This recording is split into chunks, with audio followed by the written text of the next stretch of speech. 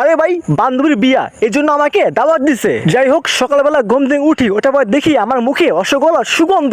আরে ভাই বান্ধবীর বিয়ায় যদি একটু রেডি হয়ে না যায় তাহলে মেয়ে পড়াবে কিভাবে? তার জন্য আমি সকালবেলা একদমই মুখ চুখ ধুয়ে একদম রেডি হয়ে যাব হচ্ছে বান্ধবীর বিয়ে খাইতে।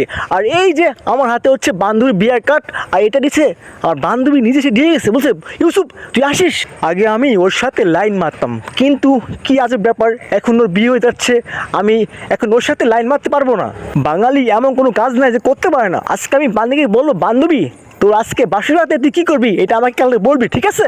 যাই হোক আমি এখানে সব কিছু কমপ্লিট, আমার এখনও আমার সব কিছু কমপ্লিট হয় নাই, এখন আমাকে যা করতে হবে। আরে ভাই আমার মুখ তো কালো হয়ে গেছে, এই জন্য আমি একদমই মুখে ফেস ওয়াশ মেখে আমাকে যাইতে হবে সেই বান্ধবীর বাসায়। আমার হাতে আছে লেবুর ফেস ওয়াশ, এটা মাখলে আমি একদমই আমার মুখটা হয়ে যাবে আয়নার মতো পরিষ্কার। আমি মেখে নিলাম,